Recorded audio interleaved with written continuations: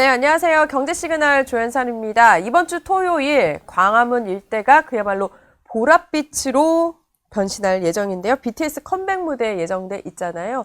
26만 명의 대규모 인파가 몰릴 것으로 예상이 되면서 이 안전관리에 총력을 다하고 있습니다.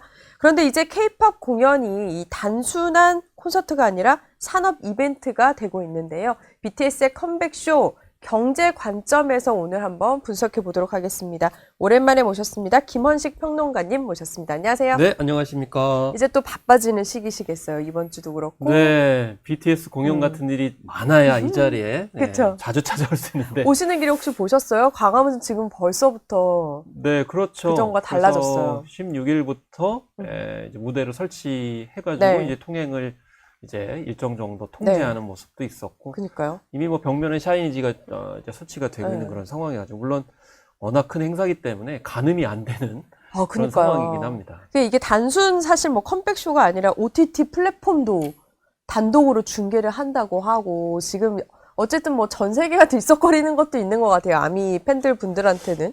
네, 그렇습니다. 그래서 이제 넷플릭스가 이제 190여 개국에 네. 동시에 라이브 쇼를 하겠다 이렇게 밝혔는데요. 네.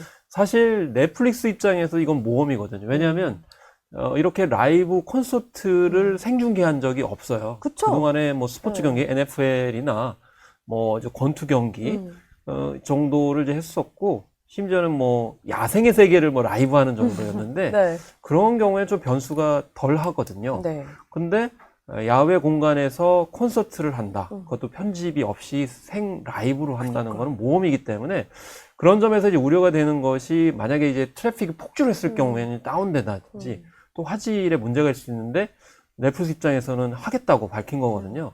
근데 넷플릭스가 왜 하겠다고 밝혔을까라는 점에서 봤을 때는 네. 사실 이제 넷플릭스의 기본적인 그런 마케팅과 제작 방식을 이해하실 필요가 있습니다. 뭐 일부에서는 우리나라에서 이제 그런 분석이 있어요. 넷플릭스는 뭔가 모험적이고 네. 또 새로운 걸 시도한다. 그래서 우리도 그렇게 따라가야 한다. 이렇게 하는데 그거는 좀 잘못된 진단입니다. 그래요? 넷플릭스는 기본적으로 팬덤 경제학이 있는 경우에만 전폭적으로 지원하는 경향이 있습니다. 예를 들면 K-팝 데몬 헌터스다라고 네. 했을 때 K-팝 데몬 헌터스의 이제 기획안이 있었을 때 과연 넷플릭스가 이게 잘 될 거다 이렇게 생각을 한 건 아니고 네. K-팝은 팬덤이 존재하지. 아. 그러니까 팬덤이 존재하게 되면 네. 일종의 우리가 이제 왕과 사는 남자도 그랬습니다만 N차 관람. 그러니까 그쵸. 계속 여러 번 반복해서 보기 때문에 결과적으로는 나중에 뭐 처음엔 주목받지 않는다 하더라도 수익이 남는다라고 이제 생각하기 때문에 투자를 했는데 이게 초대박이 난 거죠. 그렇죠. 그래서 이번에 방탄소년단 같은 경우에도 사실 넷플릭스가 얼마나 방탄소년단에 대해서 진행자처럼 사랑하겠어요. 아마 관심이 없을 거고 팬덤이 있지라고 생각을 하니까 하는 건데 그 넷플릭스가 전 세계적으로 회원이 3억 명 정도 되거든요. 네. 그런데 동시 접속자 수는 아마 5천만 명 정도 될 것으로 생각을 하고 있어요. 네. 5천만 명이면 우리나라 인구입니다. 네. 우리나라의 또 하나의 인구가 동시 접속을 하기 때문에 그걸 시도한다는 거고 그에 따른 경제 효과까지도 누리겠다 이렇게 얘기를 하고 있는 거고 또 21일 날 생중계뿐만이 아니고요. 27일 날에는 넷플릭스를 통해 가지고 이제 20일 날 네. 앨범을 이제 발매를 하는데 그 앨범을 만들기까지 과정을 또 다큐멘터리로 만들어서 공개를 한다고 하니 그것도 참 기대되긴 해요. 이것도 팬들이 네. 계속 보겠죠. 그런 점을 이제 팬덤 경제학 관점에서 넷플릭스가 접근하고 있다 이렇게 생각할 수가 있겠습니다. 굉장히 사업적으로 접근해서 그 가치를 좀 보는다는 생각이 드는데 보면은 제일 궁금한 건 그거예요. 왜 광화문일까? 네. 이게 바로 두 가지 요인인데 코로나19 엔데믹의 영향으로 트렌드 현상이 부각이 됐던 것이 바로 체험 경제학이었습니다. 그러니까 코로나19 상황 속에서는 다 비대면으로 사실은 콘텐츠를 소비했고 또 많은 전문가들은 이제 가상현실로 갈 것이다. 이렇게 얘기를 했었지 않습니까? 그렇죠. 그런데 사실은 우리는 인간이기 때문에 결과적으로 특히 Z세대 같은 경우는 아주 어렸을 때부터 이 비대면 콘텐츠에 익숙하잖아요. 근데 이들이 중요하게 여기는 것은 사실 직접 체험이죠. 그렇죠. 그러니까 뭐냐면 지금 인공지능 뭐 콘텐츠가 많이 있습니다만은 기존의 그냥 콘텐츠 같은 경우는 그러니까 재가공을 하거나 공유하게 되면 그건 별로 가치를 인정받지 못합니다. 네. 직접 현장에 가야 되는 거죠. 그러니까 K-팝 중에서도 방탄소년단이다 그러면 방탄소년단이 뮤직비디오를 찍었던 이력력을 직접 네. 방문하고 강릉 중흥지를 방문해서 인증샷을 찍었을 때 SNS에 올리면 좋아요가 굉장히 많이 붙겠죠. 또 관련 컨텐츠도 훨씬 더 그렇죠. 가치를 갖겠죠. 네. 그렇기 때문에 직접 방문 욕구가 굉장히 컸다라는 건데 여기에 불을 지른 게 캐대언이었습니다. 그렇죠. 시초가 됐죠. 그게 네. 확실한 게. 왜냐하면 캐대언은 처음부터 그냥 케이팝을 내놓고 워딩을 했고 네. 한국의 뭐 그런 문화적 장소들을 그냥 그대로 부각을 하다 보니까 케이팝 데모넌터스를 보고 영어권 국가들의 이 팬들이 엄청 많이 방문했습니다. 뭐 싱가포르, 미국, 뭐 영국을 포함해서요.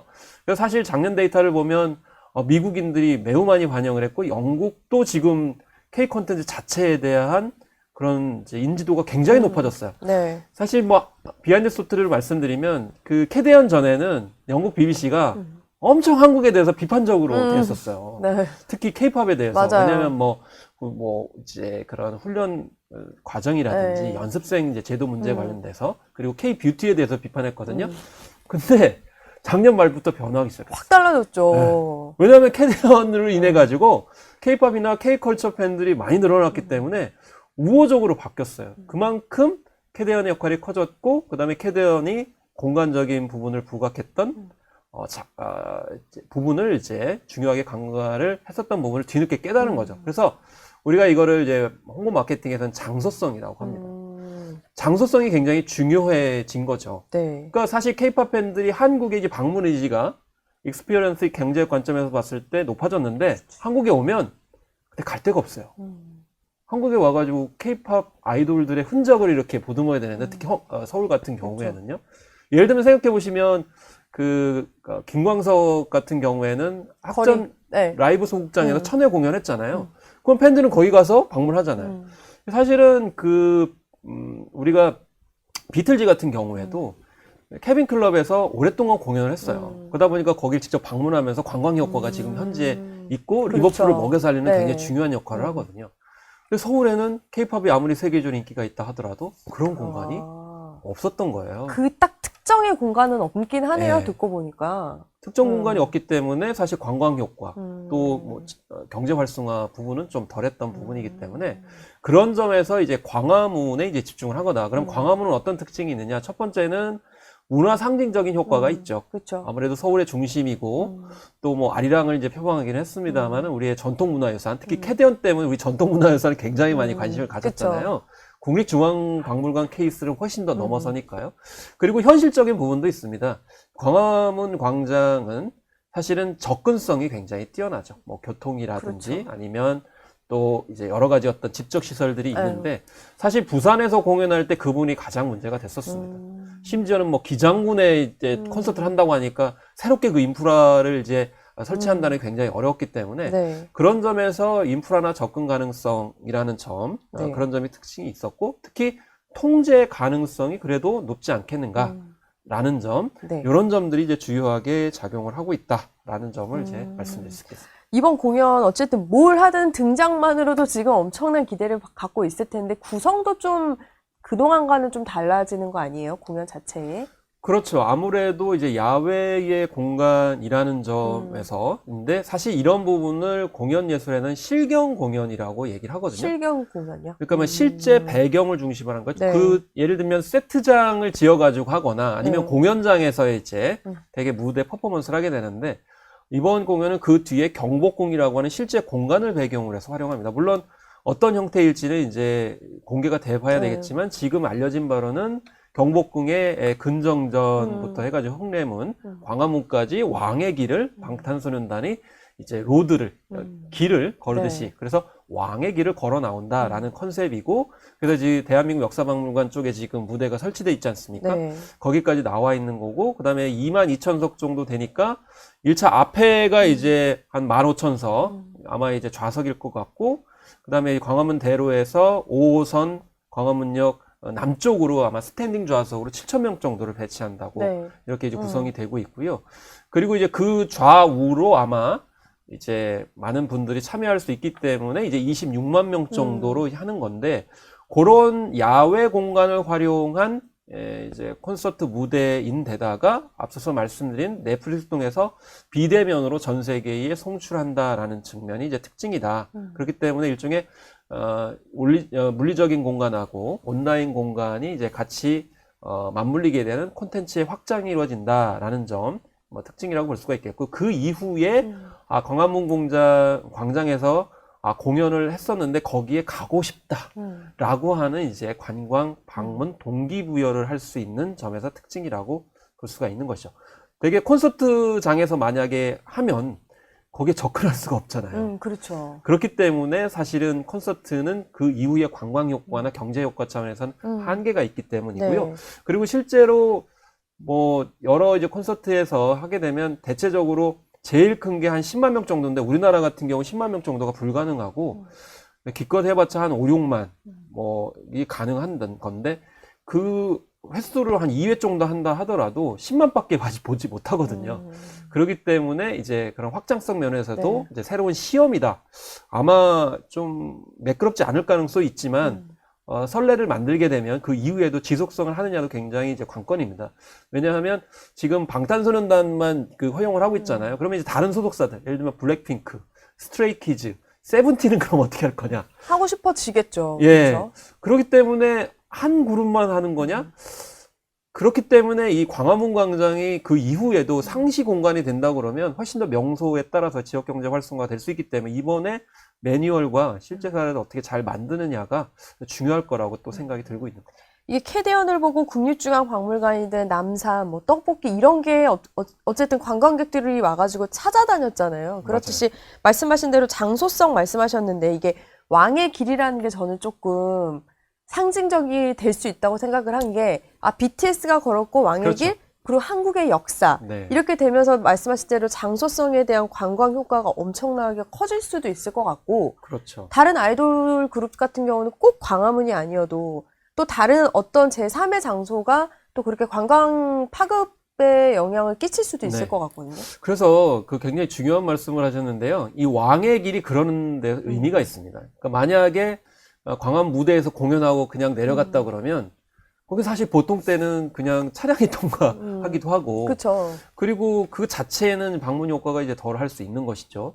근데 만약에 경복궁 안에 들어가서 근정정부터 광화문까지 걷는 길이라고 하면 그 팬들이나 아니면 다른 또 감명 깊게 본 글로벌 관광객들이 그 길을 걸어보겠죠. 그러면 경복궁에 관련된 방문은 늘어날 겁니다. 그리고 그렇죠. 그 길을 우리 국민들은 요즘에 한복, 저도 그렇습니다만은 한복을 잘 안 입지만 외국인들이 한복을 대여해가지고 그렇죠. 입고 들어가기 때문에 그것조차도 이제 관광 효과가 되는 거고 그리고 지금 이미 많은 외국인 또 팬들이 한국에 지금 들어와 있습니다. 네.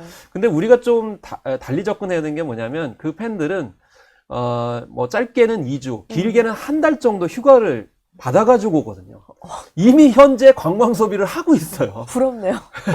그래서 네. 이미 광화문 광장에도 사진을 찍는 외국인들이 상당히 많이 이제 있기 때문에 그래서 우리가 사실은 좀 이 부분에 있어서 좀 안타까웠던 네. 게 뭐냐면 사전에, 그러니까 21일 전에 한 일주일 전에 그 볼 수 있는 그런 컨텐츠들 배치했다 그러면 더 관광 더, 효과가 있었지 않았을까 이런 생각이 좀 들어서 이런 부분도 이제 앞으로 차후에 관광 효과를 위해서도 좀 반면교사 삼아야 될 사항이 아닌가 싶습니다. 제가 어제 저녁에 명동을 오랜만에 갔거든요. 근데 저만 느낀 건 아닌 것 같아요. 유독 관광객들이 너무 많은 거예요. 굉장히 많았어요. 네, 그쵸. 그러니까 네. 이 공연을 앞두고 말씀하신 대로 오신 분들이 많은 것 같은데 평소보다도 사실 지금 휴가 시즌도 아니고 그만큼 경제 효과도 상당할 거라는 생각이 당연히 들긴 하는데 그래서 이런 말도 나오더라고요. 3조 원 플러스 알파 경제 효과. 라고 하면서 이제 그 테일러 스위프트 사례처럼 BTS 노믹스라는 가능성이란 말도 나오거든요. 사실 저는 네. 어떻게 보세요? 테일러 스위프트 효과 이전에 방탄소년단 효과를 먼저 얘기를 했었거든요. 왜냐하면 테일러 스위프트가 그런 에라스무스 그 프로젝트를 하기 전에 네. 이미 방탄소년단이 부산에 공연한 적이 있었을 때 그때 호텔이나 쇼핑센터가 그렇긴 엄청 해요. 들썩였었어요. 지금 이 주변도 꽉 찼잖아요. 근데 그때는 테일러 스위프트보다 약간 밀렸었는데 지금은 오히려 더 큰 것 같습니다. 왜냐하면 완전체 활동을 통해 가지고 볼륨도 늘렸고요. 실제로 지금 잠정적으로 봤을 때 테일러 스위프트 같은 경우에는 지난번 공연에서 한 450만 명 정도를 전 세계적으로 동원을 했거든요. 네. 근데 이번에 방탄소년단은 500만 정도를 동원한다는 거예요. 그래서 전 세계적으로는 한 8조 원에서 12조 원 정도. 네. 그리고 한국문화관광연구원에서는 한 번 공연할 때마다 한 1조 2천억 원 정도의 효과가 있을 것이다 이렇게 얘기했는데 그거는 직접적 효과이고 네. 여기에 간접적인 효과 또 산업적인 효과가 치면 이제 3조 알파가 될 것이다 이렇게 얘기를 하고 있는 그런 상황이거든요. 직접적 효과는 티켓 그리고 굿즈 네. 그 외에 이제 팝업 스토어나 이런 것을 이제 포함한다고 이제 보시면 되겠고 간접적인 것은 이제 그 연관 효과죠. 뭐 예를 들면 호텔이라든지 음식점이라든지 또 면세점 그리고 관광명소, 숙박시설까지 다 포함을 하는 거고 네. 더 크게 보면 이제 간접적으로 무형적 자산까지 포함하면 현대경제연구원은 1년 동안 뭐 한 5조 원 정도의 효과가 있을 것이다 얘기했지만 10년간 그렇기 때문에 한 56조 원 정도 예측을 한 바가 있는데 중요한 거는 예전보다 더 화력이 더 세졌다는 거예요.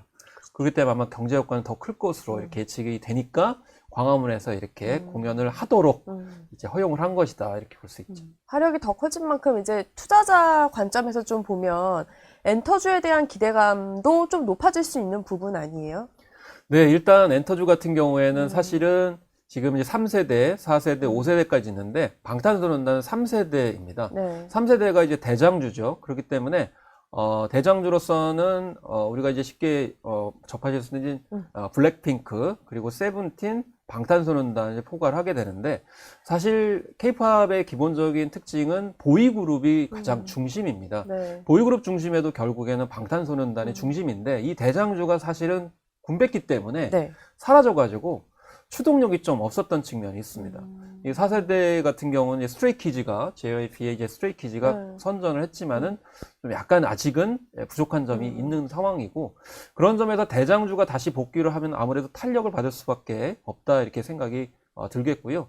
다만 이제 뭐 작년 같은 경우는 한알령 이슈 때문에 SM하고 JYP가 좀 주가가 좀 선반영이 된 측면이 있었습니다. 기대 폭자도 좀 과반영됐다고 저는 개인적으로 생각을 하고요. 네. 그리고 작년에 기억하시겠습니다만은 여름 시즌까지 반도체주가 잘 나가지 못했었어요. 그러니까 8월 달 들어가지고 반도체주가 이제 부각이 됐었는데 그래서 그러니까 7, 8월까지만 해도 엔터주가 좀 약간 반짝였었어요. 맞아요. 특히 한알령 네. 관련해가지고 이슈가 있었기 때문에 그러다가 이제 반도체주가 힘을 받게 되고 그러면서 이제 반도체로 투심이 이제 몰려가게 되면서 엔터주가 약간 좀 변동폭이 있다가 이제 네. 한알령 이슈가 나올 때마다 약간 등락폭이 있었던 그런 상황이었습니다. 근데 엔터주의 기본적인 속성을 좀 이해하셔야 되는 게 기본적으로 이 가을부터는 비수기입니다. 아, 가을부터요? 네, 왜냐하면 공연 등이 이제 덜 하기 때문에. 그렇죠.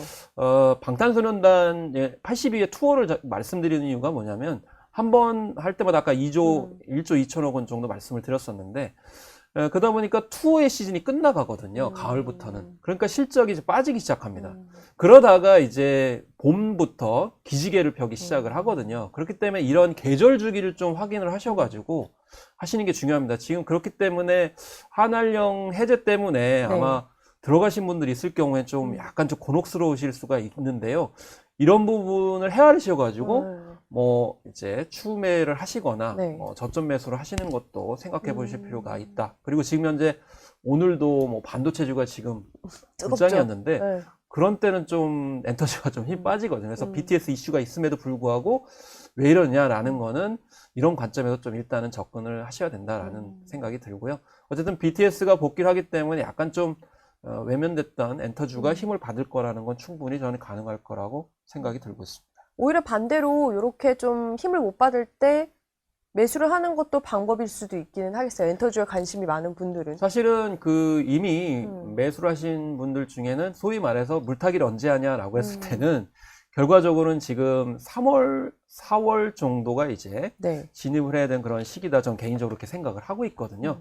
그리고 블랙핑크 같은 경우에도 지금 복귀를 이제 한 그런 상황이기 때문에 또 실적이 또 이제 1분기부터 나올 가능성이 있거든요. 이런 점들을 좀 주기적으로 판단을 하셔가지고 접근하셔야 됩니다. 아까 계절성 말씀 주셨는데 그러면 이제 우리가 궁금한 건 앞으로의 이벤트예요. BTS뿐만이 아니라 좀 굵직하게 예정돼 있는 것들이 있을까요? K-팝. 일단 하이브 같은 경우는 이제 방탄소년단이 이제 있는데 방탄소년단 외에도 사실 캐츠아이가 북미에서 굉장히 큰 네. 활동을 하고 있습니다. 네. 이번에 이제 그래미 어워즈에서도 2년 만에 신인상 후보까지 올랐거든요. 신인상은 일생일 때 한 번밖에 받을 수 없는 본상이기 때문에 그렇죠. 현지화 전략하고 이렇게 방탄소년단을 필두로 한 이 한국을 바탕으로 한 그런 활동이 두 양축을 다 하고 있기 때문에 이런 점에서 좀 주목을 해야 될 것 같고 YG가 사실은 주목이 많이 되고 있습니다. 20년 만에 이제 빅뱅이 복귀를 하기 때문인데요. 네. 빅뱅이 있었기 때문에 사실 방탄소년단이 있었고 이 이후에 K-팝의 지금 현재 모습이 있기 때문에 지금 현재 상당히 전 세계 팬을 확보하고 있는 그런 상황이라고 볼 수가 있겠고 네. 특히 보이그룹하고 걸그룹이 런칭이 됩니다. 네. 그리고 블랙핑크가 지금 170만 장을 또 초동 판매를 했기 때문에 투어를 또 봄, 여름에 하거든요. 네. 그 실적이 또 반영이 될 가능성이 높고요. 신인 그룹이 나올 때마다 아마 저는 이슈 때문에 주가가 좀 오를 가능성이 굉장히 있다 이렇게 생각이 들고 그리고 베이비몬스터 같은 경우는 걸크러쉬한 느낌이거든요. 네. 그래서 YG야말로 지금 탄탄하게 지금 구축을 하고 있다 이렇게 볼 수가 있겠고 JYP 같은 경우는 사실 마찬가지로 트와이스하고 스트레이키즈가 북미 지역에서 견조합니다. 근데 사실 그 한알령 이슈에도 연관이 있다 보니까 JYP 등록이 굉장히 심했었는데 그 하이브하고 SM의 중간에 해당되는 그런 포지셔닝을 가지고 있거든요. 양쪽에 이제 포지셔닝이 있기 때문에 뭐 만약에 한알령이 해제되게 되면 혹은 이제 그런 징조가 보이게 되면 이제 수혜를 받게 되는 거고, 또 북미 이슈도 같이 수혜를 받기 때문에 그런 점에서 JYP가 상당히 저는 개인적으로 저평가되어 있다라는 생각이 드는데, 그렇기 때문에 아마 네. 저는 변동폭이 굉장히 큰 것 같아요. 그 가능성을 알아보고, 제가 봤을 땐 누군가 지금 움직이고 있는 게 아닌가라는 생각이 들 정도로 굉장히 실적도 지난 3, 4분기에 이제 좋은 그런 상황이고, 포지션도 굉장히 좋았는데, 다만, 그 전에 어떤 박진영 수장이 가지고 있는 자의적인 어떤 의사결정 권한의 의혹 때문에 네. 이제 의사결정을 마음대로 하고 있는 거 아니냐는데 그건 제가 파악하기로는 예전과는 다릅니다. 지금 시스템으로 움직이고 있기 때문에 네. 그런 점에서 JYP도 좀 주목을 하시면 좋지 않을까 이렇게 생각을 하고 있고 SM 같은 경우는 지금 한알령 때문에 작년에 등록폭이 굉장히 심했었는데 네. 사실 한알령은 기본적으로 확실한 시그널이 있기 전에는 섣불리 예단을 하시면 좀 곤란합니다. 예를 들면은 뭐 팬미팅 정도의 네. 수준이 아니고 중국에서 아이돌 그룹 공연을 한다라는 정도. 예를 들면 몇천 명 내지 뭐 몇만 명 정도 갔을 때 확실하게 한알령이 해제되는 거기 때문에 그런 점을 좀 주의를 하셔야 될 필요성이 있고요. 또 단순히 리메이크를 해서 방영을 네. 하는 것이 한알령 해제 신호 아니냐 이것도 섣부릅니다. 아. 그런 거는 몇 년 전부터 간간히 있었습니다. 그렇기 때문에 확실하게 우리 네. 작품을 수입해서 뭐 영화관에서 상영을 한다든지 또 드라마로 허용하는지 큼직한 걸로. 네. 네. 다만 케이블이나 지상파에서는 허용하기 힘들기 때문에 OTT 정도의 허용하는 시그널이 있었을 때 이건 한알령이 해제다 이렇게 판단을 하셔야지 그 외에 그 어떤 징후들 같은 경우는 확실하게 포착할 수 있는 부분은 아니기 때문에 좀 유의를 하셔야 된다는 거고 다만 SM 같은 경우도 신인 런칭하겠다고 밝혔고 네. 또 북미 사업을 좀 확장한다고 밝혔습니다. SM이 좀 약한 부분이 북미 활동이에요. 네. 그래서 NCT가 이제 노력도 많이 이제 하고 있기 때문에 NCT 위시의 또 활동도 좀 지켜봐야 될 부분이고 그래서 북미에서 어떤 실적 부분들을 확인하시고서 네. 이제 SM은 또 판단을 하셔야 된다. 그렇지만 한알령 해제 이슈는 아마 올해에도 계속 나올 수밖에 없는 그런 상황이 아닌가 이런 생각이 듭니다. 특히 정부의 어떤 지향점이나 특징도 있기 때문에 그런 변동성은 여전히 있다 이렇게 볼 수 있겠습니다. 마지막으로 BTS 이번 공연에서 요거 좀 눈여겨봐라 이런 부분이 있을까요? 요건 달라졌을 거다. 아무래도 이제 방탄소년단 같은 경우에는 무엇보다 자율형 아이돌을 이제 네. 지향을 하고 있는데요. 군백기 때 어떻게 활용을 했냐면 개별 활동들을 상당히 많이 했어요. 그리고 그 이번에 앨범 아리랑 같은 경우는 제작진의 80% 이상이 LA에서 활동하는 뮤지션들입니다. 네. 그리고 뭐 그래미에서 수상을 많이 했던 그런 뮤지션도 있고 그리고 라틴팝 요즘에 이제 대세는 또 라틴팝이거든요. 네. 이번에 그래미에서도 그런 것들을 많이 보여줬는데 아예 그래미를 작정하고 만들었어요. 오. 네. 그 2027년에 그래미까지 지금 네. 가겠다는 이제 포석이거든요. 이제 그런 부분들을 체크하시면은 하이브의 주가는 이제 견조하게 이끌어 갈 거다. 그리고 지금 현재 방시혁 사법 리스크가 있는데 K-팝은 좀 약간 특수성이 있습니다. 이 경영의 어떤 그런 흐름과 방탄소년단과 같은 아티스트에 대한 충성도는 약간 별개예요. 별개예요. 네, 따로 움직일 어떤 가능성이 있고 물론 일정 정도 만약에 사법 리스크가 발생했을 때 주가가 급락할 수 있습니다. 근데 회복 가능성이 굉장히 높습니다. 이제 그런 부분을 참조하셔가지고 이제 네. 진입 여부를 결정하셔야 된다. 그래서 원래 엔터사들이 약간 좀 언론사에 협조도 안 하고 약간 기고만장한 게 분리된 걸 알아요. 네, 자기들은 팬 믿고 간다. 네. 그게 굉장히 견고하다는 걸 알기 때문에 혹시나 그 사법 리스크에 관련돼서 뭐 걱정하실 분들은 반대로 오히려 기회로 삼을 수도 있다라는 점 이렇게 생각할 수가 있겠습니다. 네. 오늘 이번에 평론가님 가세요? 저는 불가항력적으로 이 근처에 있어야 되는 아, 그래요? 그래서 분석을 또 해야 되기 때문에 아, 그쵸. 그런 상황이 됐습니다. 어떤 포인트를 보겠다, 이런 부분들이 있으세요? 가서? 저는 아무래도 그 광화문에 단군 이래 역사상 외국인들이 가장 많이 온 그쵸. 공간이 되지 않을까 싶고 다양한, 네. 그 점이 무엇보다도 K-팝에 대한 엔터주에 대한 좀 저평가를 좀 불식시키는 요소가 될 것 같아요. 왜냐하면 코로나19 이후에 사실은 엔터달이 잘못한 게 두 가지가 있었어요. 첫 번째는 K를 자꾸 떼려고 그랬어요. 그리고 두 번째는 국내 활동 안 하고 자꾸 해외 활동하려고 했어요. 그렇죠. 네. 그러다 보니까 엔터사에 대한 신뢰가 별로 없었어요. 그리고 정작 K-팝을 잘 모르고요. 네. 근데 이번에 외국인들이 전 세계에서 이렇게 많이 오는 현장을 우리 국민들이 바라보면 네. 아마 인식이 많이 달라지고 엔터 업계에 대한 인식도 많이 달라지고 또 정책 자금이나 뭐 국민성장 펀드도 있습니다만은 그런 어떤 흐름들도 있지 않을까 저는 그렇게 개인적으로 생각하고 있어요. 그걸 한 번도 현장에서 본 적이 없거든요, 우리 국민들은. 그럴 일이 없었죠. 예, 사실. 뭐 어디서 뭐 빌보드에서 1등을 했다, 그쵸. 해외 공연했다. 네. 그게 우리하고 무슨 상관인데? 라고 할 수 있지만 이번에 현장에서 직접 체험하시면은 인식이 좀 많이 달라질 거다. 이렇게 개인적으로 생각하고 있고 그런 부분에 좀 초점을 맞춰가지고 눈여겨보려고 합니다. 알겠습니다. 이 폭발적인 콘서트가 끝난 뒤에 또 다시 네, 한번 평론가님과 성과를 또 분석을 또 해보겠습니다. 성과를 분석해 보겠습니다. 감사합니다. 네, 감사합니다.